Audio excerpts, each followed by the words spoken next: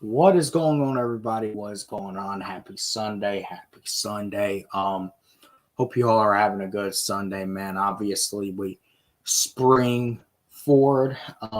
Last night was a lost an hour of sleep, so I know everyone, is probably messed up, probably feeling very tired today. So probably, more so a lazy Sunday for a lot of us. But regardless, um, we got some things to talk about that are going to wake you up here pretty soon.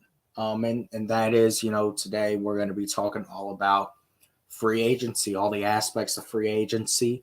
We're not just going to be talking about the quarterback situation. I'll probably touch on that to start off. But, what I really want to do today is we've been hearing all the talk about who's going to be the next quarterback. Is it going to be Justin Fields? Is it going to be Baker Mayfield? Is it going to be the man that we've all been hearing about, close to the past week, Kirk Cousins? Are the Falcons going to look to the draft, or where are we going to go at quarterback? We're really discounting the fact that the Falcons need to do a lot with this roster, and they need to add at many different positions. The Falcons are going to have to add a completely have to rebuild their wide receiver room. The Falcons, is this going to be the offseason we finally acquire, whether that be through free agency or perhaps through the draft, that John Abraham type dominant pass rusher, that guy that, can just set the tone on defense. I'm talking about, not just John Abraham, John Abraham, Chuck Smith-like player that ultimately it is that dominant edge rusher that the Atlanta Falcons have lacked for ever since John Abraham left, which is now well over a decade. We haven't had that premier guy to rush the passer. Vic Beasley obviously had the one big season in 2016, but since then, we really have not had that dominant edge rusher, that guy that is just a sack monster. And that's what we're looking for, in this free agency as well. You want to add to the secondary, want to add to that DB room. You got some big decisions that need to be made in that room, particularly with A.J. Terrell. Do you extend A.J. Terrell, or could the Atlanta Falcons decide to move off of A.J. Terrell? Which I'll kind of touch on in a second as well.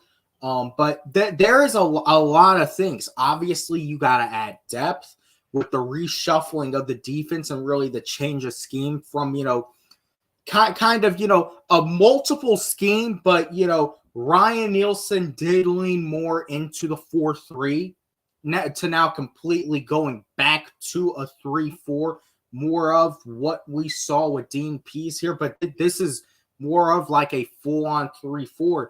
There's going to have to be a lot of shuffling, with a lot of different aspects of this roster, man. So really, we got to sit here and we got to talk about, some things. And I don't know how long I want to take. I really don't want to take too long here, maybe about an hour or so. But there's a lot of things that we need to talk about. And I think the first thing we need to talk about, is with free agency starting. Well, free agency starts tomorrow. Obviously 4:00 Eastern on Wednesday is the start of the new league year. That's when everything can become official. That's when, we see everything can start to be signed and inked and locked in officially. But Monday is the opening of the legal tampering window, which is basically the start of free agency. That's where, we see a lot of these deals are agreed upon. That's where we see a lot of, the big names go early before that 4:00 Wednesday mark even hits a lot of the time. Take, for example, last year. I will never forget that Monday free agency, the legal tampering period opened last year, that was the day we signed Jesse Bates. That was the day we signed David Onyemata. That was the day we signed Kane Ellis. That was the day we traded for Jonnu Smith. The day we extended Chris Lindstrom. I know I'm probably missing a move or two, but the Falcons were very active that first and that second day of free agency. And that is really, if you want to land those big fishes, you gotta be up and active early. And we are now less than 24 hours away. We're about 22 and a half hours away officially from that 12 p.m. opening of free agency, and then everyone should know after that they're just going to come flying in and flying in and flying in. Tomorrow is going to be a very big day. And I'll probably be live tomorrow, to be honest. I don't know what time. Probably will be later because I do got some stuff to do. But I definitely will be live later, probably to talk about it, especially if I would anticipate the Falcons would have made a major move tomorrow. I think the Falcons are going to make a major move tomorrow. We're going to hear about something. The Falcons are not just going to sit around and be complacent. They're going to be active. Terry's going to make a move, and we're going to hear all about it. Let's see. What's up, Savage Falcon? Let's see. We need Hunter Bad or Josh Allen, but we got to replace Richie Grant. Yeah, there's a lot of things we got to do, man. There's a lot of things we got to get into, which kind of leads me into my first point, which is we haven't seen the Atlanta Falcons make a lot of, the moves, the pre-free agency opening moves you would anticipate to see them make. We haven't seen the Atlanta Falcons cut anyone. Obviously we cut Jonnu Smith sometime last week, but we haven't cut Taylor Heineke. We haven't cut Mike Hughes. We haven't cut Lorenzo Carter. We haven't done any restructures. We haven't restructured Grady Jarrett. We haven't restructured, let's say, Chris Lindstrom. We haven't restructured Jake Matthews or Jesse or any of those guys that you could definitely restructure. And in that process, you free up and you can really get up to north of 70 million, because right now, and let me make sure that this is right, the Falcons, I want to say, have about 37 million that they are playing with in free agency right now. Now I would definitely anticipate that is going to go up. I think the Falcons are going to make some big time moves, are going to make those cuts, are probably going to do some restructures. I would definitely anticipate that. We know that Terry Fontenot is a guy that values due diligence. But as I say, in free agency, when you're, really expected to be major spenders and you're swimming with the big sharks, in terms of landing some of these top guys, there's only so much waiting you can do before you have to strike, before you have to show your hand. So that is where it's, if the Falcons really were going to, make these moves, what are you waiting on at this point? I think is what you really have to look at. I mean, it's literally the eve of free agency. Why hasn't Taylor Heineke been cut? And why? And you can bring these guys, if you really want to bring these guys back, you can bring them back on revised deals. But why hasn't a Taylor Heineke been cut? Why hasn't a Lorenzo Carter been cut? Why hasn't a Mike Hughes been cut? Guys that, you look at and say, these are prime candidates, that you can say need to be cut. Their contracts, are kind of liabilities. You free them up. You free up money. You do those restructures. And you get in a position where you can make the major moves, that we've heard the Falcons desire and that this team needs. Let's see. If we somehow can draft Rome with that 8th pick, find a new Hunter and J.C. Jackson and get Isaiah Simmons and go and trade for Khalil Mack. Oh, you gotta slow the roll there a little bit. Obviously, listen, we would want to build, this big time defense. We want to have all the stars. I understand that, but as all that you just said, I would like it, but it's not, I think, too feasible at this point. But I really think at this point, why would you be waiting to make these cuts? So I do think that's something that is, I'm not going to, suspect too much into, but at the same time, it's still, maybe Terry's going to wait until tomorrow morning to do all of it. I would definitely expect that we're going to be busy tomorrow. We were busy, on Monday last year. I think that will be the same case this year. I really think they're saying that they're leaning towards Kirk Cousins because they're trying to give up a 3rd round pick for Justin Fields. I don't know. Listen, we've heard a lot of concerns, and that's going to lead me into, obviously, I've talked all about Kirk Cousins. I've talked about Justin Fields as well. I've made videos about those guys in particular because I do think those are the 2 most prominent guys I could actually see coming to the Falcons. Does that make them, my top 2 choices?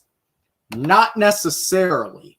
I would definitely be enticed to bringing in Russell Wilson for the league minimum and building around him. Then you can go and make some of those bigger moves for an edge rusher. Go get a wide receiver in here. The Falcons are going to have to completely rebuild this wide receiver room. We're going to have to re-sign some people, and we're going to have to go and make some new additions. But as you see right here, what I have pulled up is, the first thing I'm really going to dive into because it literally just popped up at the top of my feed. Teams around the league don't view Justin Fields as more of a sure thing than other free agents such as Sam Darnold and Drew Lock. So, really, if you're looking at that, that tells you that, and we've heard it, the trade market for Justin Fields is not as hot as a lot of people, thought it would be. Chicago thought they would certainly get a 2nd out of him, maybe even could squeeze for a 1st. They might not even get a 3rd at this point. And we know Chicago's in love with Caleb Williams. They're going to have to trade Justin Fields, to get Caleb Williams in there.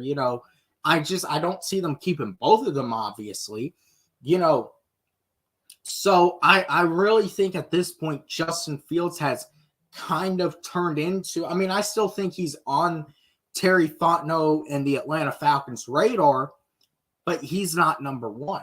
I think number 1, you would definitely have to say, is Kirk Cousins at this point from everything that we've heard.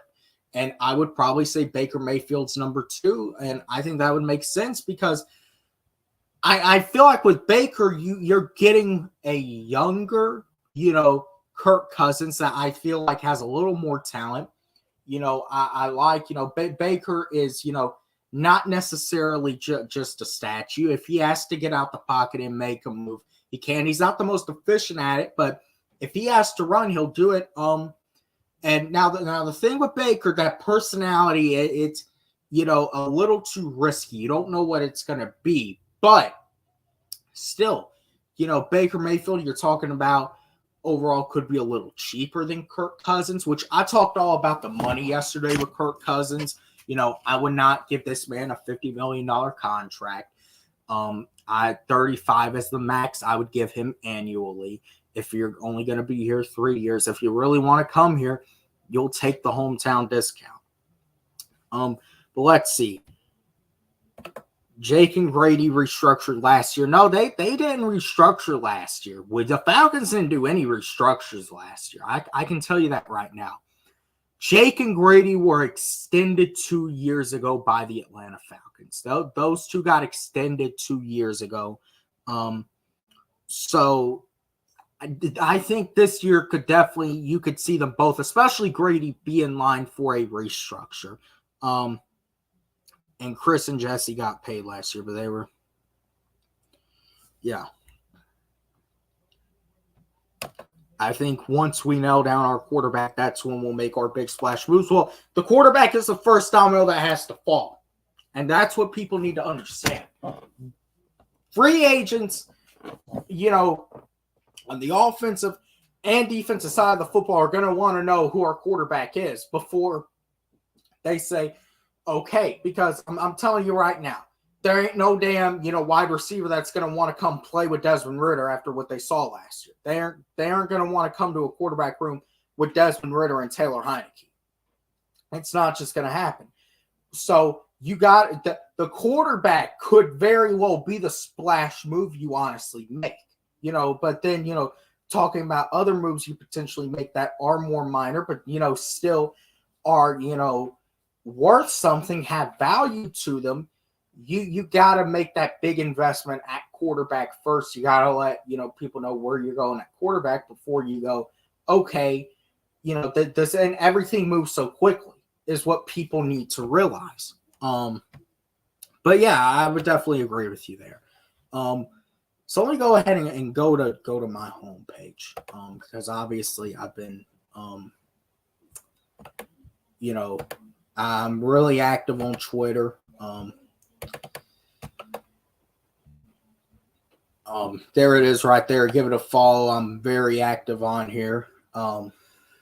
Let's see. Russell Wilson. Russell Wilson is another name. It looks like at this point, Russell Wilson and the Pittsburgh Steelers, that's an inevitability. So Russell Wilson will be going, and he will be playing for former Falcons coach Arthur Smith. Arthur Smith is the OC in Pittsburgh. But I think overall, I think Arthur Smith, taking everything out of it, personal feelings, or not necessarily personal, but just football feelings about what he did. I think, that Arthur Smith, I think, needs a veteran quarterback that'll tell him, hold the fuck on, Jack. What are you trying to do? Let's see what else we got.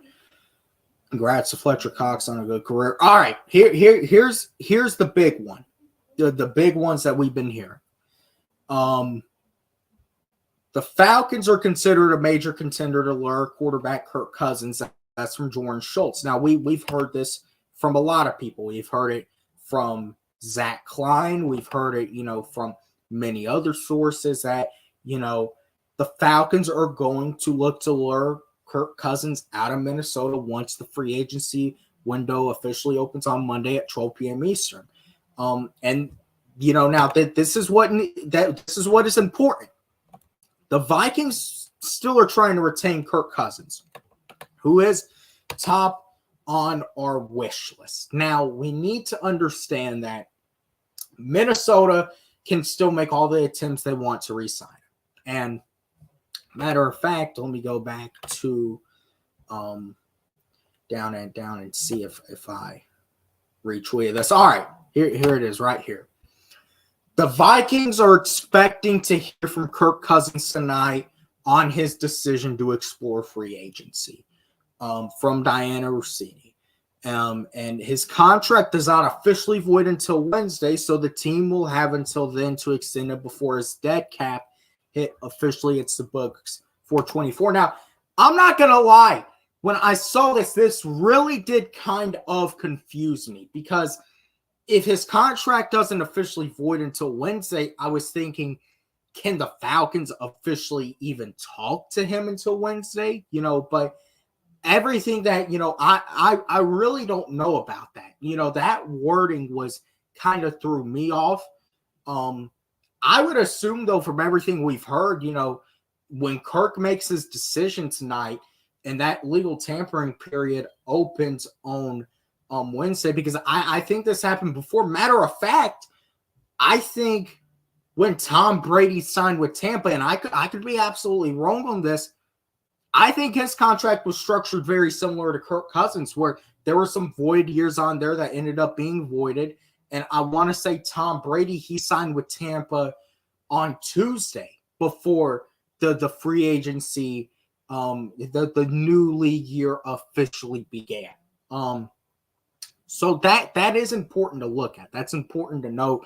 But I would still assume that the Falcons can talk to Kirk Cousins once noon hits on Monday. But that's where we are with the Kirk Cousins situation. And if you ask me, listen, I think from everything that we have heard that Kirk Cousins is the favorite to be the next quarterback of the Atlanta Falcons. From everything we've heard, Kirk Cousins should be seen as the favorite. However, that still doesn't mean that it is a lock, because I'm going to continue to tell people this.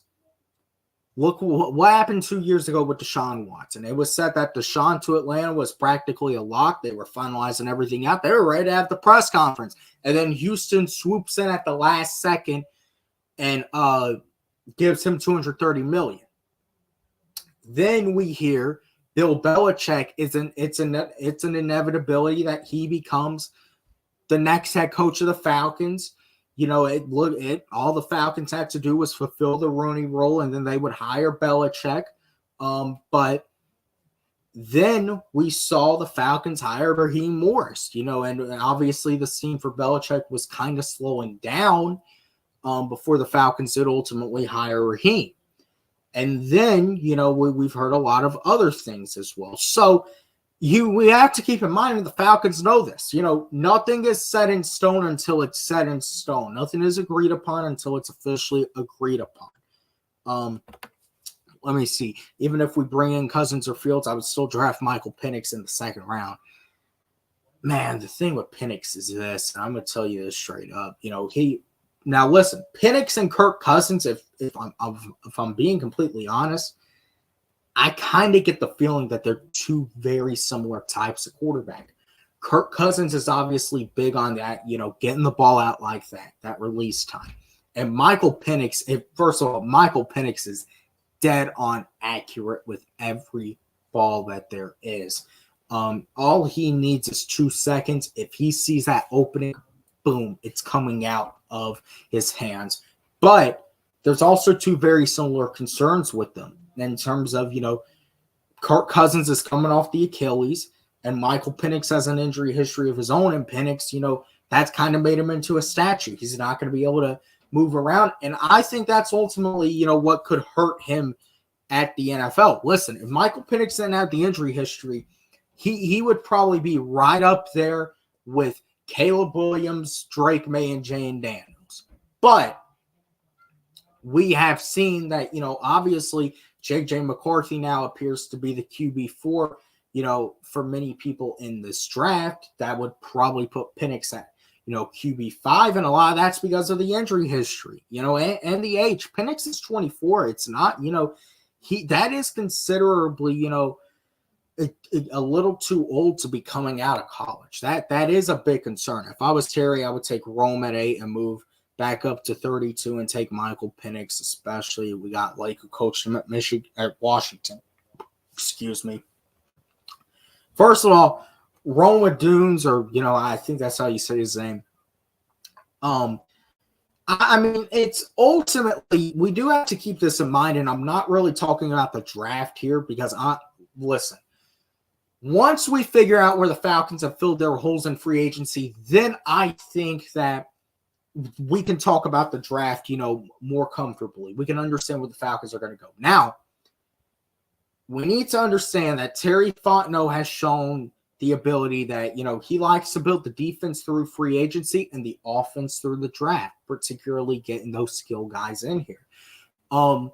But I'm going to tell you, if Malik Neighbors were to fall to 8, I would absolutely take him before Dunes. And that's no disrespect to Rome, but it's just, I think, man, Malik Neighbors, he's so damn explosive.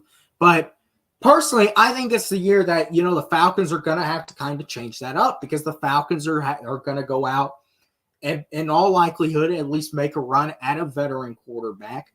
You know, and then, you know, then I really don't know where you go at number 8 from there. Yeah, I saw Mac Jones got traded, so that definitely means New England. Yeah, they'll stay at number 3 and take a quarterback. All right. Getting out of the quarterback talk, though, And really coming here for what I really wanted to get into. The rest of free agency and how that is all shaking out and taking a look at these free agents. So obviously we have had some signings here. Some former Falcons are on this list. Jonnu Smith obviously signed with Miami. Isaiah Oliver, a former Falcon, started out his career here. He's going to the New York Jets. But anyways, man, let's really get into this. And obviously, I'll just, I'll do it to take a look at it. Obviously, we have Kirk. We have Baker. I do want to see what Baker Mayfield's market value is listed at. 27.1 versus, and see, this is why I say, if we're talking about contract, I would much rather do Baker than Kirk, because with Baker, there's more flexibility. And obviously Kirk is listed at nearly $40 million. So I don't know, but you got to pick or struggle regardless. Minnesota has one of the worst front offices in history. You get paid Justin Jefferson in 2 years. Meanwhile, they're well, listen, that's kind of the situation some of these teams find themselves in. Listen, Justin Jefferson, he wants to get paid, man. You can't hate the dude for wanting to get paid. But the first thing we're going to look at here is wide receivers. That's the first thing we're going to look at here. And obviously, looking as we go up and down, the list of wide receivers, there is, some intriguing names on here. The first thing that pops in mind with me is Tyler Boyd. I think Tyler Boyd can definitely be, a perfect, addition to this, new Falcons offense with Zach Robinson. Tyler Boyd is definitely, I think can, being on the opposite of Drake London, I think he can do pretty good, in that role. He's a veteran. He's, the type of guy I think that this offense could need. You look at it, he's $8.7 million on an annual basis. That's not too outrageous for me. Even if the Falcons were to go and sign Kirk Cousins, I still think they can make a Tyler Boyd work. But we do have to keep in mind also, when looking at these wide receivers, Zach Robinson wants speed, but you have to completely rebuild this wide receiver room. Zach Robinson wants speed. And Tyler Boyd, he's not necessarily a burner like, I think you would, maybe like, but I think you could probably find that in the draft more so. But still, as I say, you got to rebuild this wide receiver room. And there's some wide receivers we could re-sign as well. Kadero Hodge, I would maybe think you re-sign. Scotty Miller, maybe you re-sign. Van Jefferson, listen, I know a lot of us, we did not like a lot of what we necessarily saw out of Van Jefferson, but Van Jefferson has experience in that offense. So we have to keep this stuff in mind, that relationships are one of the things that are going to be key here that we have to look at. Let's see. The next name we're going to look at here is Kendrick Bourne, man. Kendrick Bourne, that's been another name we've obviously been hearing. He could definitely be a good, wide receiver 2 or maybe even 3, but, either to be in that, spot. He's not, going to cost a lot for us. So about $4.8 million annually is what he's estimated at. As I say, man, Terry's going to look to make deals, with a lot of these players. Terry is going to look, to really manipulate these contracts and, see how it can favor the team. We just came out of salary cap hell not too long ago. And I'm going to tell y'all this. I don't think Terry's too interested in going back into it. And that's what we need to keep in mind. Now, kind of getting into some of the bigger fish here. we do have Marquise Hollywood Brown. Now, I'm going to tell you, with this market value, I really don't see it. 15 million. Maybe if we were to go and, say get a cheaper option, then I could see, Marquise Brown. He is a burner. He will work well in that slot. But still, I think we have to keep in mind that, he's going to demand a lot of money. There's probably going to be a team that's going to be going out and, will give him a lot of money. And I just don't see the Falcons really signing him or making a run at him at this point. Let's see. Now, if we're talking about Kirk Cousins here, and we're actually talking about a former Falcon, this is a guy that maybe you take a look at, Brandon Powell. He's been playing with the Vikings for the past few years. He really has come into his own. Brandon Powell is a guy that, I think could definitely work well in the slot. Probably more of a depth piece at wide receiver, but the connection with Kirk Cousins is there. He understands Kirk from their time in Minnesota. And he also, he's, been with the Falcons when Raheem Morris was here previously. So we could potentially see Brandon Powell make a return to Atlanta. Let's see, continuing to go down this list. Let me see, are there any guys else? All right, here's another big name. Gabe Davis, obviously, has made a name for himself in Buffalo. He's another guy that it looks like is going to want to get paid. This $13.6 million annually, I don't think Buffalo is going to be able to re-sign him. Could be wrong, but I really don't see where Buffalo's going to be able to re-sign him.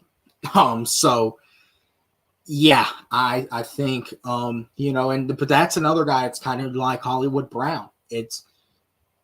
Listen, I think if the Falcons sign Kirk Cousins, you're not going to see them make another, big time move, and I could be wrong, obviously. Maybe the Falcons do go out, and even if they do sign Kirk Cousins and get a Gabe Davis or get a Marquise Brown, I would like Gabe Davis here. I think, we've seen him in Buffalo. I think he can, be a perfect wide receiver too for Zach Robinson and what they want to do here. I think him and Kirk Cousins could have a good connection, or even Baker, whoever ends up being quarterback. But it's just, I don't know. I feel like this is another guy you're really going to see a team maybe overpay a little bit.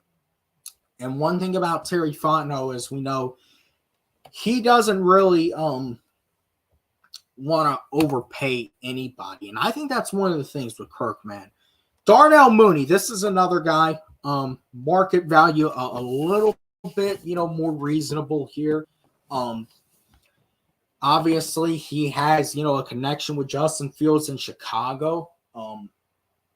So maybe if Fields comes here, this is a guy you really look for. But as I say, well, especially when we were talking about these wide receivers, man, you have to keep in mind that they're going to want to know who's throwing them the football before they make a decision on where they want to come. So we have to keep all of that in mind. So Darnell Mooney, that's another guy, that could definitely potentially come. But at the same time, it's just we need to understand the Falcons are not going to go out and sign every free agent. Terry is going to look for deals, that he feels are right for the team. Let's see. I do know we need to take at least 2 free agent wide receivers because the market is driving up already. Yeah, no, I definitely would agree. I think the Falcons are going to, rebuild this wide receiver room. I think maybe you see them re-sign a guy or two.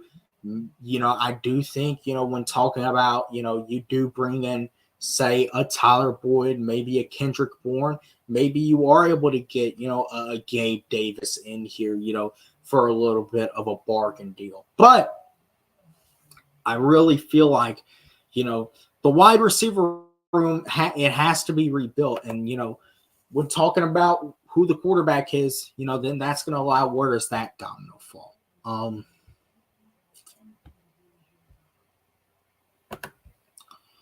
let's see what else do we have here for these wide receivers. Let's see, man. We do see we see our man Zacchaeus there. Man Olamide Zacchaeus. Spent his first few years here. Went to Philly last year. He's back on the open market. Maybe you bring him back. I know he would probably be pretty cheap as well. This is going to be the last receiver I'll probably look at here.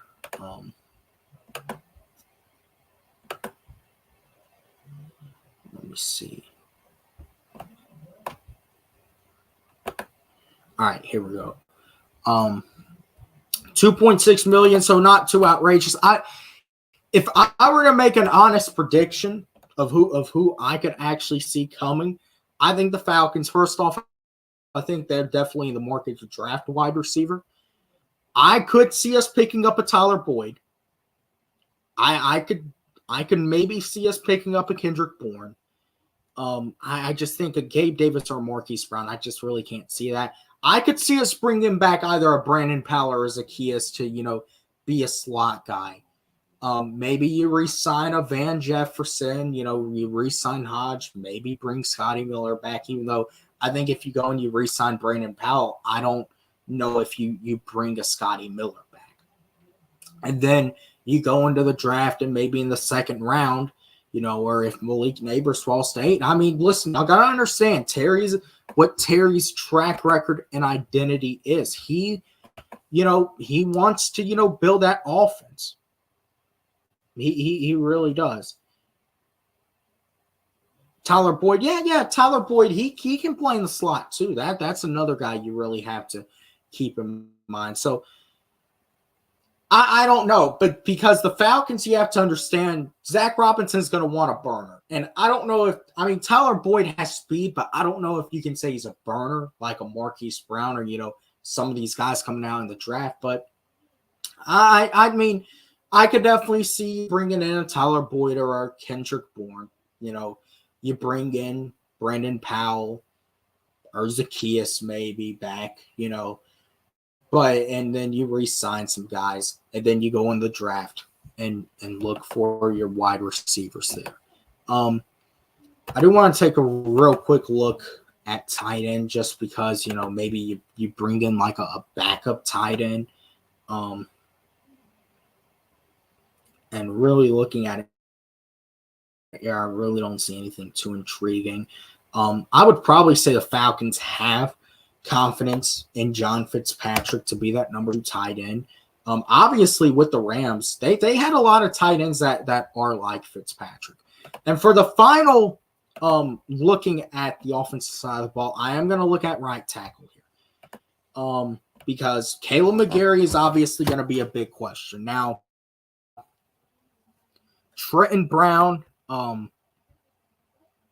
you have to keep in mind also that when looking at, some of these guys, man, Trenton Brown, you're talking $7.1 million annually. As I say, I can't see, Terry's going to make, I think, 1 or 2 big signings, and then the rest of them are probably just, you'll probably have a couple middle of the pack signings, but then the rest of them are probably, just going to kind of be some bargain deals if you look at it.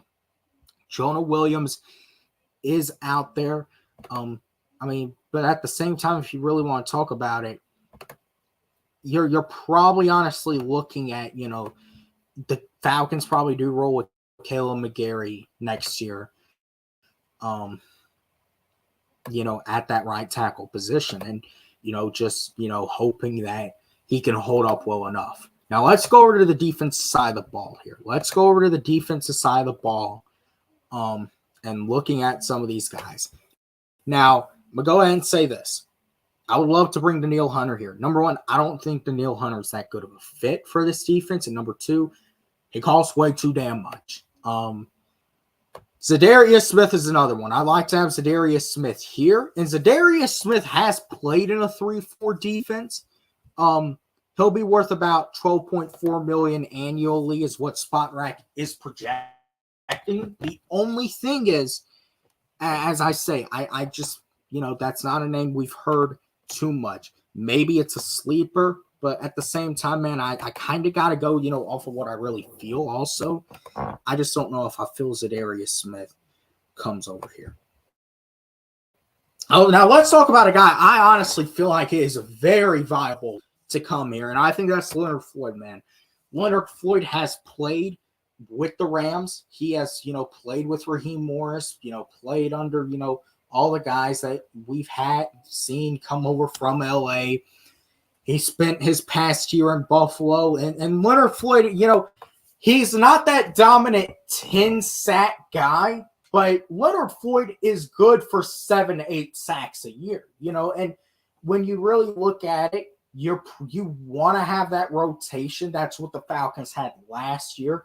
You want to have those rotational pass rushers. So you pair a Leonard Floyd with an Arnold Ebiketie. You pair him, with maybe bumping Caden or even Troy more to outside linebacker rushing the passer.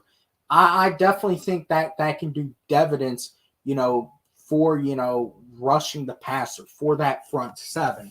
But Leonard Floyd, I would definitely say, is probably the guy to really look out for the Falcons signing on defense. I think this is that guy that you can really look out for and say the Falcons make a run at. We do see Calais Campbell here. Calais has not made a decision from anything I've heard.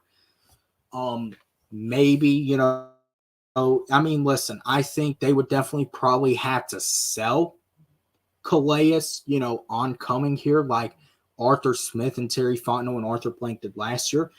I think if Raheem could get Calais in a room, I think he can definitely sell him. But, really, I think that's just more so bringing him in for a mentor spot. Is he going to want to come back? I think is really the big question.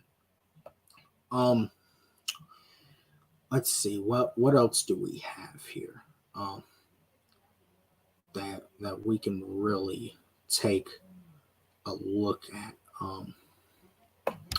Bryce Huff. This is another name that we've really been hearing. Outside linebacker for the Jets, $9.2 million annually.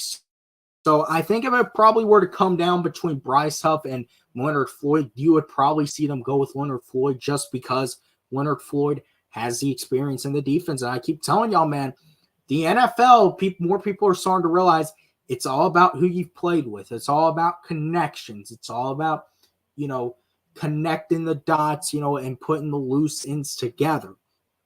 That's what the NFL is, man. That's the league the NFL is. Now, I'd definitely like to have Bryce Huff here. I don't know if we're talking about a 15, 20 sack guy, but Bryce Huff, I think he can be a 10 sack guy. I really do. I think in a good year, he can be a 10 sack guy. And that's right. I think, you could even push 10 sacks with Leonard Floyd as well.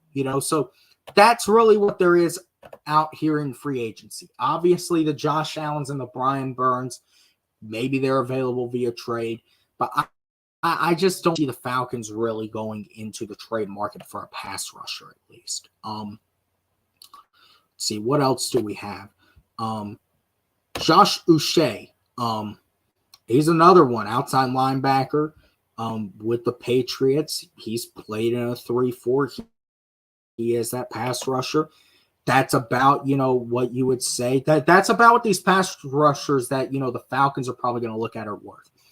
8, 9, 10 million, middle of the pack signings, not too crazy with the money. You're just looking to get production. You want role guys in here. They're not the flashy names, but at the end of the day, they can get the job done. And I really feel like when looking at that, looking at a Josh Uche, looking at a Bryce Huff, looking at a Leonard Floyd, I would probably say Leonard Floyd is definitely the name to look out for the most just because of the connection. But I think all three of those guys, man, I feel like the Falcons are going to make a run, for one of those three pass rushers. And then just going down the rest of the list, Katavius Street, that is a free agent that, I personally – I think he can be that big man in the middle in a 3-4. I really do. I feel like now, obviously, the connection really isn't there. And you have to realize as well, man, some of this defense the Falcons had, Ryan Nielsen and this 3-4 that's being brought in by Jimmy Lake and Raheem Morris, they're two different variations of defense. Obviously Ryan Nielsen, he was really big, on dominating from up front. He was really big, with having your big man up front, stacking the box, having a lot of men up at the line of scrimmage and attacking. Jimmy Lake, Raheem Morris, these are DB specialists. They're going to want to, make their money in the back half of that defense. They want to force turnovers, which is why I say it's going to look different. It really is going to look different with how this defense is going to be built. So let me go ahead and now go ahead and include some of our defensive linemen as well. Go ahead and make that addition. Carl Lawson, that could be another guy you potentially look at and say, maybe you sign, even though, I really, maybe the Falcons decide to stay away from that. Because the Falcons, they don't just need pass rushers, man. David Onyemata, to me, he does feel like they're going to shift him over to end. And Grady is probably going to be over. And, one of the interesting things I've heard is Grady Jarrett, there really might not be much of a role for him on this defense. Now, I think Grady's going to have a role regardless. You make a position for a guy like Grady Jarrett. But still, neither of those guys, are big, space eaters up front, which you can say a Contavious Street is and some other guys available in free agency are. But taking a look at this man going down this list, and really taking a look at it. Javon Kinlaw, this is a guy that, when you're talking about, that big boy, coming up front, he is a space eater. He is, big. He's 6'5", 320. Maybe you want him to, put on a few extra pounds, but he's a big boy. And he was a first-round pick a few years ago. The Falcons actually really had interest in Javon Kinlaw a few years ago and bringing him in. He's worth $5.4 million, so it's not too outrageous. Perhaps maybe it could happen. But yeah, I really think when you're looking at this, man, you're looking at, the Falcons are definitely looking for that big man to eat up space. Let's see what else we got. All right. Here's another guy I want to talk about. Greg Gaines. This is a guy who obviously he's had his time in LA as well. And he's a big boy. He is, been with the Rams. And notice there's going to be a lot of guys coming, from the Rams. A lot of, because connections are big. You want that space eater and you want depth as well. So I really feel like when you look at it and you're going up and down this list, we have to consider that they're going to want fits. And obviously you're going to have your one or, your two major moves. And then you'll have a couple middle of the pack moves. And then the rest of them are probably going to end up being, your little bargain deals, your little 1-year contracts, That is, that's how Terry Fontenot operates. It was shown last year. Obviously the first few years we were in salary cap hell, but that's what Terry likes. He wants those low risk contracts, and obviously you're going to have to pay a quarterback and you're, probably going to make another big signing.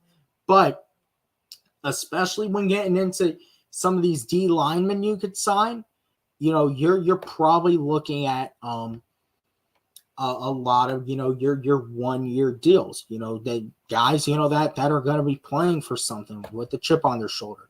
This is the last guy I want to get into, Jonathan Grenard. I really feel like, when going back to pass rusher, this is potentially a guy that maybe the Falcons show interest in. Obviously, he's coming to his own in Houston. But at the same time, man, as I say, it's Jonathan Grenard's going to want to get paid. And Houston has the money. So if Houston wants to pay him, I think Houston will definitely retain him. But we have to keep in mind, man, it's all about the money. You know, you do pay a Kirk Cousins, and let's say you go and you pay a wide receiver, then I really feel like a lot of this defense, you know, you're going to see your bargain deals. Now, I think personally, if logic were to tell us, I think you're going to get your big move on offense, which is quarterback, you know, and then you probably see a big move made on defense. So maybe that could be a move up front, you know, and you go and you sign, say, a Jonathan Grenard. But Jonathan Grenard, to me, he's kind of a dicey player because I really don't know how well he can fit, you know, this defense. I think when you're talking about a Leonard Floyd, when you're talking about, you know, a Josh Uche, you're talking about a Bryce Huff, those are guys that can fit the defense. The Falcons are going to look to rush the passer, and you want your big man up front. Whereas, you know, and then your ends, you know, are really kind of set. You know, so Jonathan Grenard, to me, he screams more of, you know, not necessarily a pass rusher, even though he has been one, but a guy that you want on the end, you know. So I really can't see a Jonathan Grenard coming here. As I say, I think there's going to be one big move on offense, one big move on defense. You know, maybe the Falcons really do decide to go all in with the offense and free agency and go defense in the draft, but that hasn't been the philosophy we've seen the past few years. Now, this is a completely different free agency situation than years past, but still, we have to keep that in mind. The last thing we're going to look at here is the secondary.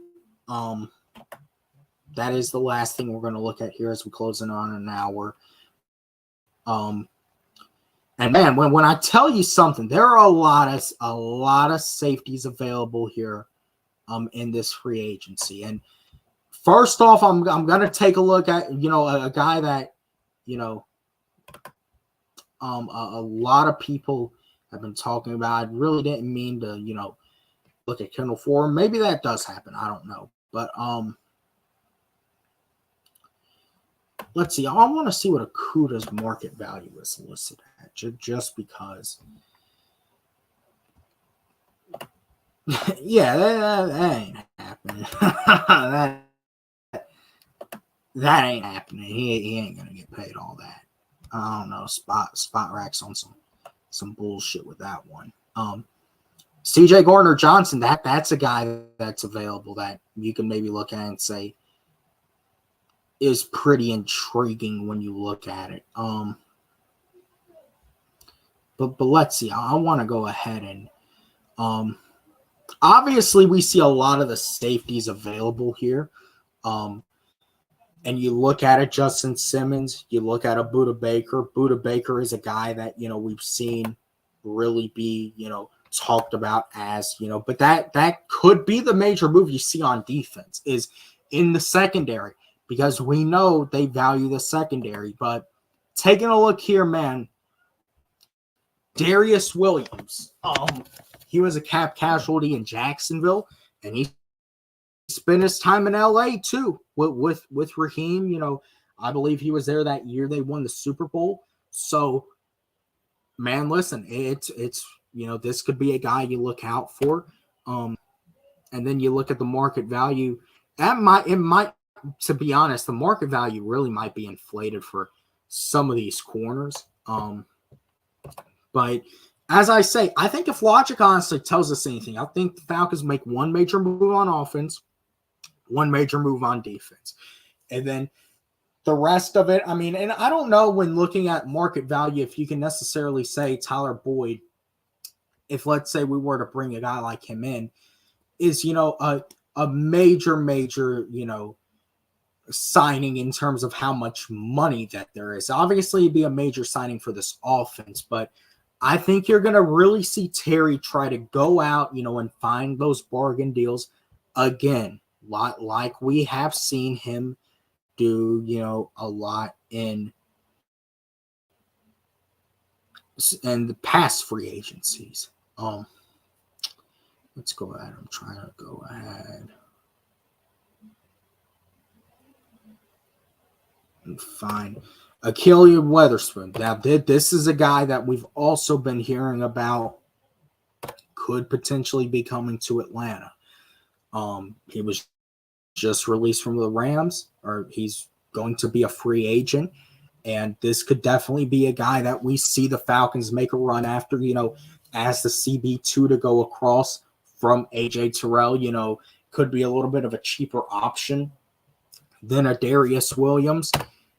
He's a little bit younger as well. So this could definitely be a guy that the Falcons look at, he fits the scheme. He's familiar with Raheem Morris, familiar with Jimmy Lake. This is another guy you really have to look at. That could definitely be a signing for the Falcons. And I want to go ahead.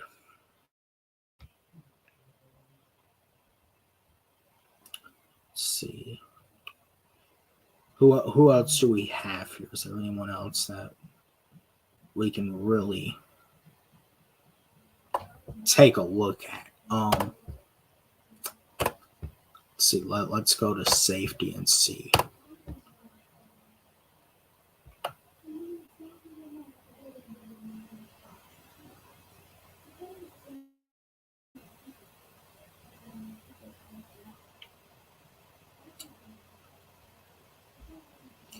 Just going up and down. All right, here we go.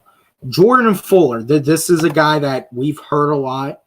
A guy that we could potentially see being paired across from Jesse Bates. A name we've heard a lot, and I would say personally, I would definitely like to see that happen. I would like to, see a Jordan Fuller come here. I think the Falcons are definitely going to invest in the secondary with some former guys coming from the LA Rams. I'm pretty confident when I say that. And Jerry Gray, exactly. Man, listen, Raheem, Jimmy Lake, Jerry Gray, and I want to say Terry played safety at Tulane. So, man, you got these guys know what they want in their DBs. So I'm going to go ahead and say that. So if I were to personally make a prediction, I would say you're going to see probably the quarterback be the major signing on offense.